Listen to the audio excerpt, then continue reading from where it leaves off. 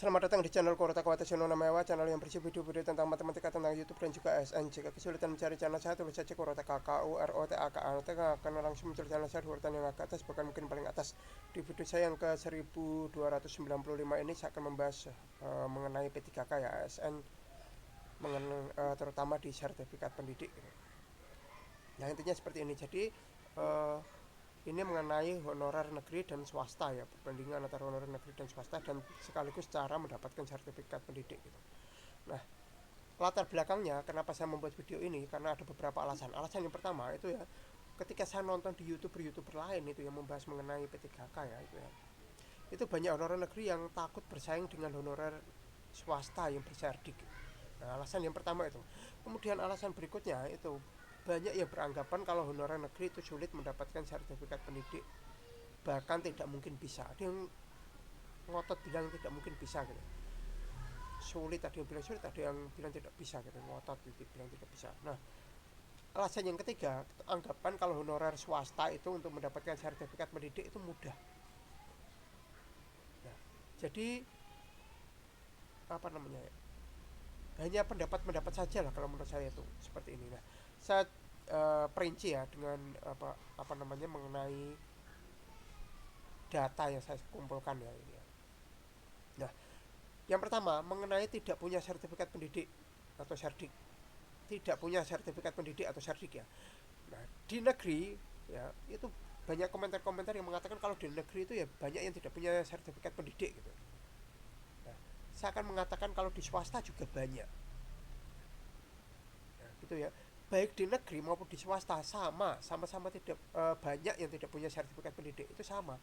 Jadi kalau misalkan teman-teman ngiri ke swasta itu ya sama saja, ke swasta juga banyak yang tidak punya sertifikat pendidik gitu. Jadi jangan kira hanya kalian saja, teman-teman yang di negeri saja yang tidak punya sertifikat pendidik gitu. Yang di swasta juga banyak guru-guru yang tidak punya sertifikat pendidik, banyak. Nah, kemudian yang kedua, punya sertifikat pendidik. Nah, ini yang seperti saya bilang tadi itu banyak komentar yang mengatakan gini, kami tidak mungkin menang kalau disayangkan dengan honorer swasta yang berserdik gitu, yang memiliki sertifikat pendidik. Nah, itu menunjukkan kalau kalian itu ya, teman-teman itu ya di honorer negeri yang tidak punya serdik itu takut dengan honorer swasta yang punya sertifikat pendidik. Nah, padahal ya di negeri sendiri itu yang punya sertifikat pendidik itu banyak. Tidak hanya di swasta, di negeri pun banyak. Jadi kalian itu takut kepada yang di swasta tapi tidak takut dengan yang di negeri atau gimana gitu. Kenapa kalian selalu membahas ini? Tidak mungkin menang melawan honorer swasta yang berserdik. Satu sering baca kalimat yang seperti itu. Jadi kalau takut dengan honorer swasta yang berserdik, kenapa kalian tidak takut dengan honorer yang di negeri yang berserdik gitu kan? Maka yang jadi pertanyaan saya itu seperti itu. Negeri dan swasta itu sama, yang punya serdik banyak, banyak juga kan gitu. Yang tidak punya serdik banyak, yang punya serdik juga banyak, baik di negeri maupun swasta itu sama, sama banyak gitu. Jadi jangan hanya takut sama yang di swasta dan lulusan PPG, di negeri pun banyak. Nah, benar kan? Kalau tidak percaya cek aja di sekolah-sekolah negeri yang punya serdik itu berapa banyak. Kemarin itu dari hasil tes saja ada apa namanya, yang tes tahap 1 itu ada yang di negeri itu ada satu formasi itu diikuti 32 orang punya yang punya serdik. Itu di negeri semua, 32 orang gitu padahal. Satu formasi diikuti 32 orang yang punya serdik. Nah, itu kan sudah terbukti kalau di negeri itu eh, banyak juga yang punya serdik gitu. Kalau swasta, kalau besok ada yang eh, berserdik itu belum tentu dari swasta ya. Bisa juga itu lulusan PPG ya, tapi belum tentu dari swasta. Nanti saya jelaskan penyebabnya apa. Nah, berikutnya, mendaftar P3K tahap berapa ini? Kalau di negeri itu bisa mulai dari tahap 1 ya. Kalau swasta itu mulainya tahap 2. Jadi dalam hal ini honorer di negeri itu mempunyai keuntungan lebih besar gitu ya. Jadi mendaftar mulai bisa berkali-kali mendaftarnya. Kalau misalkan sampai tahap 3 kan ada 3 kali, kalau swasta kan cuma 2 kali. Nah, itu dengan kata lain di negeri itu lebih punya keuntungan lebih besar. Nah, berikutnya sisa formasi. Nah, ya saya bahas sisa formasi. Kalau honorer di negeri itu ya bisa mendaftar itu utuh plus sisa. Artinya apa? Tahap 1 itu formasinya itu masih utuh. Tidak ada kekurangan suatu apapun gitulah. Utuh total bisa didaftari gitu, utuh. Sedangkan di tahap 2 itu kan bisa dapat sisa. Sisa dari yang tahap 1. Negeri bisa dapat utuh dan sisa juga di tahap 2, sisa masuk tahap 2 dan tahap 3 itu kan sisa. Jadi negeri itu bisa dapat utuh, bisa dapat sisa. Nah, sedangkan swasta itu sisa, itu pun kalau ada ya. Kalau ada. Nah, karena banyak ya, saya misalkan di Kudus, ya Kabupaten Kudus, formasinya matematika itu 3, ya kan? Tahap 1 formasinya itu 3, dan di tahap 1 itu semua honorernya apa yang 3 itu, formasi 3 itu habis. Nah, swastanya gimana itu? Tahap 2 mau ikut tes, habis gitu. Jadi guru-guru matematika SMP di Kudus itu nggak bisa daftar, nggak bisa ikut tes. Kalian yang di negeri itu masih bisa ikut tes, setidaknya minimal sekali lah, bisa ikut tes sekali gitu kan di tahap 1. Tapi ya di swasta tahap 1 nggak bisa ikut tes, tahap 2 nggak bisa ikut tes. Bahkan ini ya, saya itu kemarin sebelum ikut tes, itu saudara saya itu ngomong kayak gini, kamu itu belum tentu bisa ikut tes gitu. Saudara saya ngomong kayak gitu, kamu itu belum tentu bisa ikut tes, paling formasinya habis, dihabisi semua sama yang di negeri. Saudara saya ngomong seperti itu loh. Waktu itu saya tuh down, oh iya ya kalau benar gitu gimana. Untungnya kalau saya itu untungnya mungkin honorer negeri itu banyak yang berbaik hati sehingga apa menyisakan untuk yang swasta gitu ya. Kalau buat saya itu honorer negeri itu banyak yang baik hati gitu, makanya masih banyak sisa, banyak apa namanya sisa-sisa formasi di apa namanya di tahap 2 ini. Soalnya apa, kalau menurut saya ini passing grade-nya itu terlalu rendah, passing grade-nya itu terlalu rendah kalau menurut saya. Jadi saya tuh ya eh, mengerjakan itu kemarin, saya kan karena terus terang saya itu punya sardik, saya mengerjakan soal teknis itu asal-asalan. Jadi kalau ada soal yang saya malas baca, soalnya kebanyakan saya malas baca, tak jawab A. Kalau soalnya agak pendek, saya baca, oh bisa jawab, tak jawab, seperti itu. Dan itu saya itu dapat nilai 280 ya. Passing grade 1 itu 290 dan saya dapat nilai 280 dengan mengerjakan, ya dengan mengerjakan yang tidak terlalu niat gitu ya. Jadi agak asal, kalau mau mengerjakan ya tak jawab, kalau tidak ya asal gitu. Ya seperti itu pun bisa hampir mencapai passing grade gitu kan, apalagi kalau niat kan. Dan itu pun saya nggak belajar, karena kalau punya sardik ya buat apa belajar kan gitu, nilainya kan tetap 500 kan. Nah, saya mengerjakan asal-asalan saja itu hanya kurang 10 poin kan. 10 poin itu sama saja 2 soal. Mengerjakan asal-asalan aja bisa dapat segitu. Itu artinya kalau menurut saya itu ya passing grade-nya itu terlalu rendah. Jadi kalau misalkan teman-teman itu belajar, benar-benar serius belajar untuk mencapai passing grade itu P1 itu mudah itu. Saya yakin itu mudah. Gitu. Jadi kalau terus terang, kalau buat saya sendiri itu saya merasa honorer negeri itu banyak yang berbaik hati menyisakan formasi untuk swasta. Mereka berbaik hati gitu karena passing grade-nya terlalu rendah dan mereka menurunkan nilainya biar honorer swasta punya kesempatan. Kalau buat saya menyikapinya seperti itu. Saya sangat berterima kasih itu dengan seperti itu. Nah, kemudian kebebasan mendaftar. Nah, ini kebebasan mendaftar ya. Kalau di negeri itu bebas mendaftar. Jadi siapapun yang di negeri itu bebas mendaftar. Nah, sedangkan di swasta itu sebagian itu bebas, sebagian itu dilarang. Jadi saya tanya ke teman-teman saya yang lain itu ya, saya tanya, kamu daftar P3K gak? Kalau saya daftar ya nanti dikena denda kayak gitu. Kena denda dari yayasannya. Ada yang disuruh kembalikan gaji seluruhnya, ada yang disuruh didenda berapa puluh juta kayak gitu. Kalau di swasta seperti itu. Makanya seperti yang saya bilang tadi ya, kalau misalkan teman-teman di tahap 2 nanti saingannya itu punya sertifikat pendidik, itu belum tentu dari swasta, belum tentu. Itu bisa juga lulusan PPG yang belum ngajar. Karena sebagian yang di swasta itu ya, kalau teman-teman saya yang di swasta yang punya serdik itu, temannya teman saya juga itu yang punya serdik itu, saya tanya itu ya, pas datang ke sekolah saya kan saya tanya, bila nggak bisa daftar karena itu ya dilarang. Adik kelas saya juga pernah ada yang saya tanya itu, nggak daftar PNS P3K kayak gitu, nggak bisa daftar karena dilarang. Nah, karena ada larangannya, ada dendanya itu kalau misalkan mau daftar. Daftar saja didenda. Sedangkan di negeri saya tuh belum pernah mendengar ya, saya tuh belum pernah mendengar di negeri itu ada yang kontrak honorer di situ dilarang mendaftar ASN gitu, P3K atau CPNS itu dilarang. Belum pernah saya mendengar seperti itu. Jadi semuanya bebas gitu. Kalau di swasta itu biasanya yang bebas itu sekolah-sekolah kecil. Kalau sekolah-sekolah yang besar yang ada kontraknya itu pasti dilarang. Biasanya seperti itu.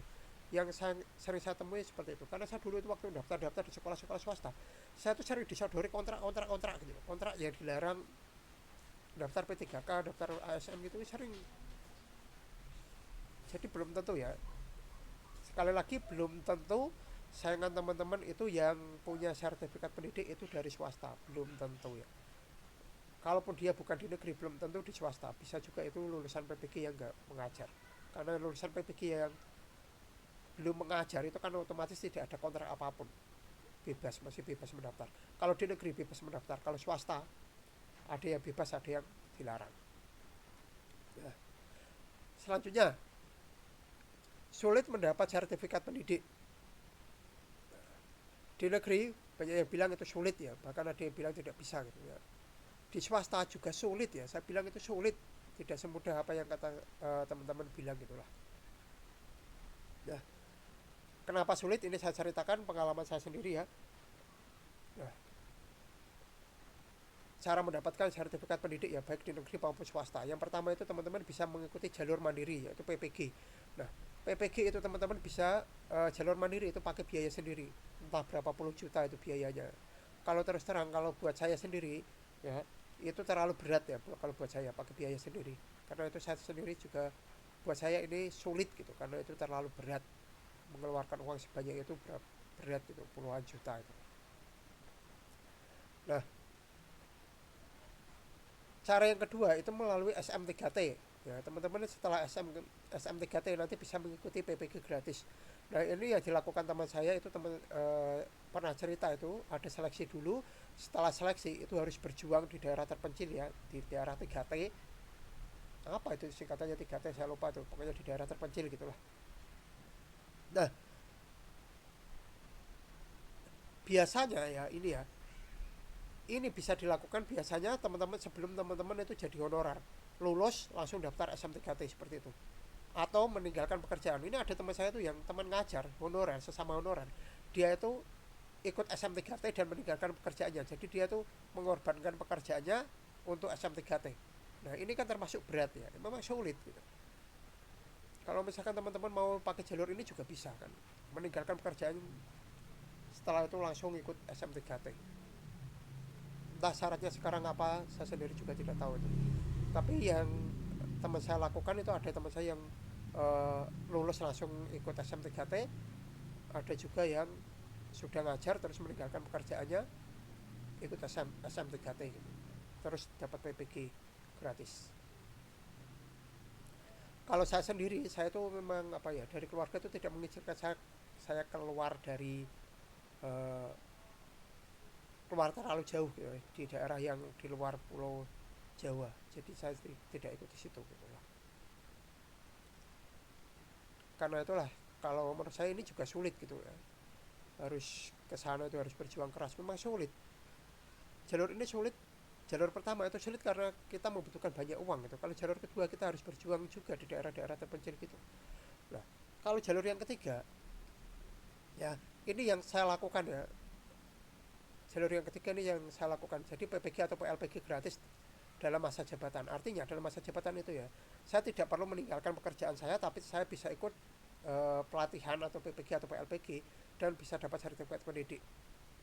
Tapi tanpa meninggalkan pekerjaan. Nah, itu yang saya lakukan. Nah, ini beberapa pemerintah itu beberapa kali mengadakan hal seperti ini. Beberapa kali ya. Jadi entah kemarin-kemarin tuh setelah saya pun masih ada lagi gitu. Nah, saya ceritakan yang berdasarkan pengalaman saya ya. Ini kenapa saya bilang ini sulit juga. Saya itu di swasta, terus terang di swasta, dan syaratnya itu ada syarat sebelum PPG atau PLPG. Dan itu sangat sulit itu. Jadi ada sebelum PLPG atau PPG, kemudian saat PPG-nya juga atau PLPG-nya itu. Nah, yang pertama itu harus memiliki anu PTK. Syarat yang pertama itu harus memiliki anu PTK. Nah, saya sendiri ya untuk mendapatkan anu PTK itu saya harus berjuang itu dari awal tahun 2012 sampai awal tahun 2015. Jadi saya tuh awal tahun 2012, pada Januari 2012 saya tuh dapat informasi dari guru maupun kepala sekolah ya sama lah. Banyak ada guru, ada juga kepala sekolah yang cerita. Guru yang sertifikasi sih dulu cerita gitu. Katanya dulu itu bisa dapat sertifikasi itu karena pertama itu ngurus anu PTK dulu gitu. Saya diceritani gitu-gitu. Terus setelah diceritani guru itu saya tanya ke kepala sekolah. Nah, ke kepala sekolah malah apa yang dilakukan kepala sekolah, malah nyuruh saya datang ke dinas. Sana datang ke dinas, tanya ke dinas, malah gitu. Saya malah disuruh tanya ke dinas, terus saya tanya ke dinas. Nah, di dinas ternyata apa, pengurusan anu PTK belum belum bisa untuk saat ini, bilang gitu. Kemudian beberapa bulan kemudian, nah, kepala sekolah saya ngomong gitu lagi ya, suruh ke dinas lagi, nanya lagi gitu. Kemudian pernah itu akhirnya itu ada pembukaan, disuruh mengumpulkan berkas-berkas ya. Terus setelah dikumpulkan itu gagal. Kemudian beberapa bulan kemudian mengumpulkan berkas lagi, gagal lagi. Gitu terus sudah berkali-kali itu saya gagal itu ngurus LPTK. Dan itu selama 3 tahun. Nah, pada awal tahun 2015 itu saya tuh hampir menyerah ya. Terus terang hampir menyerah ya. Terus dalam otak saya tuh gini, ini terakhir, kalau misalkan gagal ya sudah. Nah, teman saya itu ada yang nyerah. Pada saat itu ada yang nyerah. Terus saya ngurus sama teman saya yang lain itu, dan akhirnya saya berhasil dapat NUPTK. Nah, teman saya yang menyerah itu setelah tahu saya dapat NUPTK itu mau ngurus, dan setelah diurus dia gagal. Nah, saat seperti itulah. Jadi ada kayak ada saat-saat itu dimudahkan, ada saat-saat itu memang sulit gitu. Nah, padahal kalau cerita dari guru-guru dan kepala sekolah saya dulu itu pada tahun 2010 ya, itu untuk mendapatkan NUPTK itu sangat mudah. Di daerah saya itu sangat mudah itu tahun 2010. Tapi pada saat saya tahu mengenai NUPTK tahun 2012 itu sangat sulit. Nah, itu syarat yang pertama, harus memiliki NUPTK. Kemudian syarat yang kedua, itu harus memiliki nilai UKG ya. UKG itu minimal 70. Nah, minimal 70 itu untuk umur minimal 35 tahun ya. 35 tahun ke atas itu minimal nilainya harus 70. Nah, baik di negeri maupun swasta ini sama ya. Nah, kalau nilai UKG itu ya materinya itu sama seperti teknis. Yang teknis P3K teman-teman kerjakan itu minimal harus dapat nilai 70. Nah, kalau saya setarakan dengan kompetensi teknis ya, 70 itu sama saja dengan 350 teknis ya. 70%, 70% dari 500 itu adalah 350. Jadi sama saja kalau teman-teman harus disuruh mengerjakan soal teknis itu harus dapat nilai 350. Nah, syarat untuk dapat PLPG atau PPG gratis itu nilainya harus segitu, minimal 350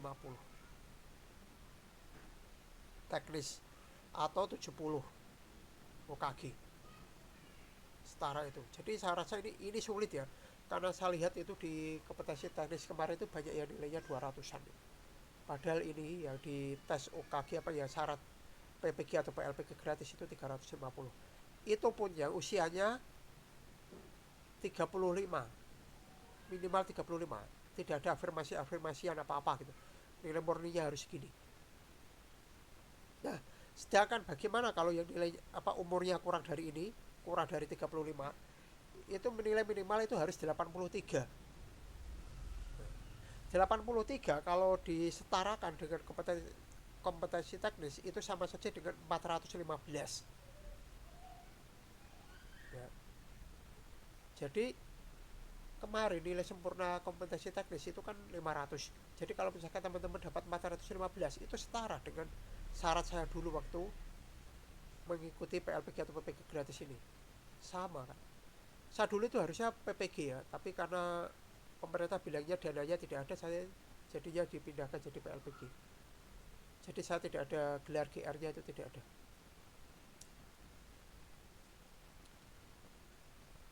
Nah, seperti ini. Setelah teman-teman mencapai ini ya, dulu ya, setelah mencapai ini itu harus mengumpulkan berkas sekali sih, banyak sekali berkas yang harus dikumpulkan. Karena saya dari swasta, saya itu harus mengumpulkan dari sekolah, berkas-berkas dari sekolah apa-apa macam-macam, juga dari yayasan macam-macam sekali, itu banyak sekali. Nah, sedangkan yang di negeri itu kalau tidak salah itu sama dari sekolah, tapi ada yang dari dinas atau dari pemerintah atau apa gitu. Nah, yang berat biasanya yang berat bagi para honorer itu yang ini ya, dari dinas atau pemerintah. Karena sebagian daerah itu pro, ada yang sebagian itu tidak gitu. Jadi ada yang honorer negeri itu yang bisa dapat sertifikat pendidik karena dari pihak dinasnya itu memberikan semuanya gitu. Jadi diizinkan apa-apa ikut dibantu gitu biar nanti proses PPG atau PLPG-nya gratis itu bisa terlaksana gitu. Tapi ada juga daerah yang tidak mau memberikan surat sehingga honorernya itu tidak bisa ikut PPG gratis itu. Tergantung daerahnya masing-masing. Karena saya tahu dari cerita orang-orang sih dari daerah mana kan kadang ada di grup-grup gitu. Kadang ada daerah yang diizinkan, ada yang bilang tidak diizinkan, seperti itu. Nah, mungkin ya berat bagi teman-teman yang ini ya di negeri mungkin beratnya di situ. Tapi kan teman-teman masih punya pilihan 1 dan 2 tadi ya, bisa SMT3T, bisa juga jalur mandiri. Ini pun ya kalau misalkan sulit, teman-teman tinggal menunggu kebijakan ketika dipermudah gitu. Semoga saja ada kebijakan dipermudah. Dan kemarin-kemarin itu sebenarnya ada kebijakan yang dipermudah. Teman-teman tahu atau tidak gitu. Yang di negeri ini tahu atau tidak. Kalau kemarin itu ada kebijakan mengenai sertifikasi ya PPG gratis itu yang kebijakannya itu agak dipermudah itu. Entah teman-teman tahu atau tidak. Dan yang di negeri itu honorer di negeri pun bisa mendaftar gitu yang kemarin-kemarin beberapa tahun yang lalu sih ada. Nah, ini sebelum PPG ya. Kemudian ya saat PPG atau PLPG ini juga sulit ya. Jadi sebelum PPG itu atau PLPG itu harus dapat nilai-nilai segitu. Syarat-syaratnya itu tadi. Setelah selesai dikumpulkan kan disuruh kuliah lagi atau PPG atau PLPG gitu kan. Nah, dalam masa perkuliahan itu nilai tugas dan harian itu minimal harus 83. Ini masa saya ya. Ini dari semua umur. Kalau tadi masuknya untuk masuk kuliahnya itu kan dibedakan umurnya. Tapi kalau sudah masuk ini nilainya tidak ada bedanya. Semua umur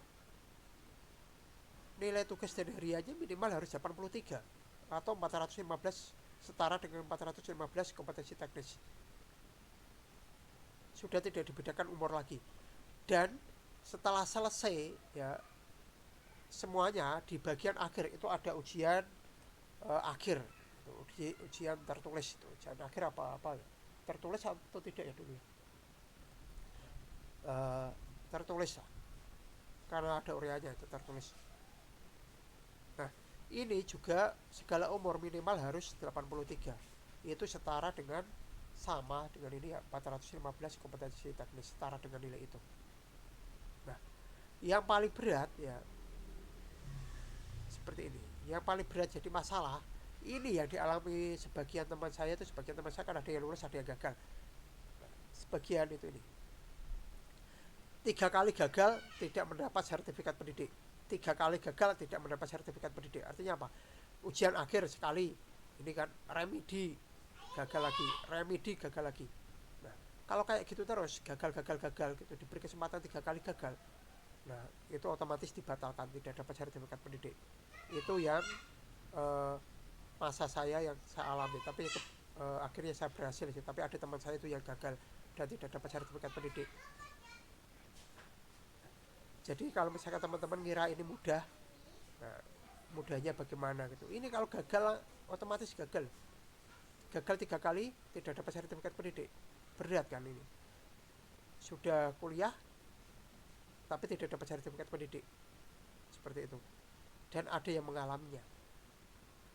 Nah, kalau apa namanya gratisan itu memang agak berat memang.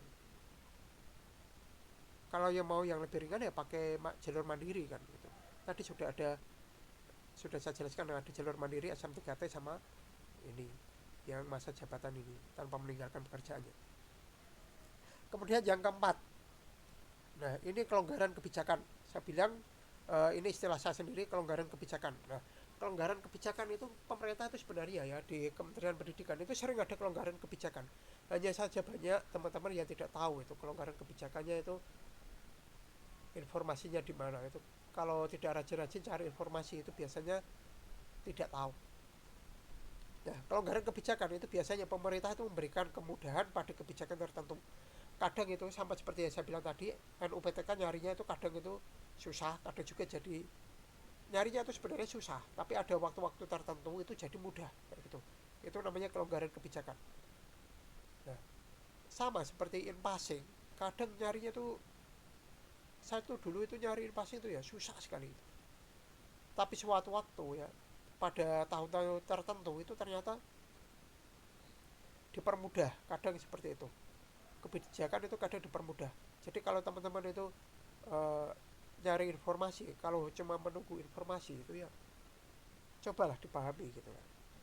Nah itu ya, bila syaratnya kadang-kadang syarat-syarat itu dipermudah. Misalkan seperti yang saya bilang tadi ya, yang paling kesulitan teman-teman itu kalau misalkan mau nyari ya PPG atau PLPG gratis, itu ya kesulitannya kan biasanya kan dari dinas, surat SK atau apa dari dinas atau dari pemerintah gitu kan, itu yang paling sulit.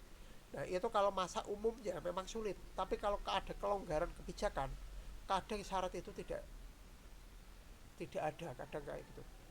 Nah, saya mengatakan ini kenapa?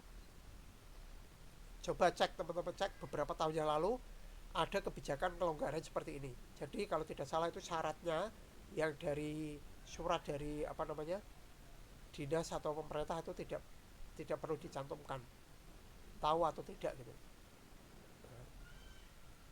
Karena saya dulu waktu baca informasi itu seperti ini, saya komentar saya itu seperti ini. Jadi tahun ini baik negeri maupun swasta dapat sertifikat pendidik itu mudah. Saya dalam pikiran saya itu saya komentar seperti itu setelah baca informasi. Jadi kalau misalkan teman-teman tidak tahu, berarti teman-teman itu mungkin ya kurang teliti dalam mencari informasi atau kurang jauh dalam mencari informasi gitu. Jadi jangan saran saya tuh carilah informasi gitu, jangan hanya menunggu informasi. Kalau bisa tuh cari informasi, dan selain dicari itu juga harus dipahami. Jadi jangan hanya katanya, jangan hanya biasanya ya, jangan katanya, jangan biasanya. Memang biasanya itu syaratnya berat, tapi belum tentu saat ini itu berat, belum tentu tahun depan itu berat, belum tentu kemarin itu berarti belum tentu kan. Biasanya itu belum tentu kan. Kelonggaran itulah yang dinamakan kelonggaran kebijakan. Yang saya tahu kelonggaran kebijakan ini itu apa ya, kadang juga itu penyebabnya itu apa, anggaran. Nah, kalau dari pemerintah untuk pendidikan itu anggarannya itu kan 20% ya, 20%. Menurut undang-undang itu anggarannya itu 20%, minimal 20% dari APBN dan APBD. Nah, kalau misalkan dalam akhir tahun itu pemerintah belum mengeluarkan untuk pendidikan itu belum mencapai 20%, itu pemerintah mau tidak mau harus mengeluarkan uang untuk mencapai itu. Dan kadang itu digunakan untuk sesuatu yang menguntungkan bagi guru, kadang juga bagi siswa gitu. Nah, jadi teman-teman itu ya carilah kelonggaran kalau bisa, ya apa namanya, cari informasi lah, siapa tahu ada kelonggaran seperti itu ya.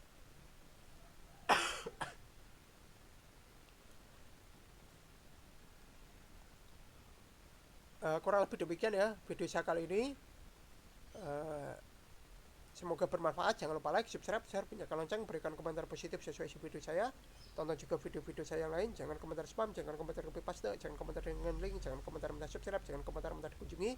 Yang paling penting jangan melanggar peraturan YouTube dan jangan mengajak melakukan pelanggaran YouTube. Terima kasih sudah menonton video saya ini sampai selesai.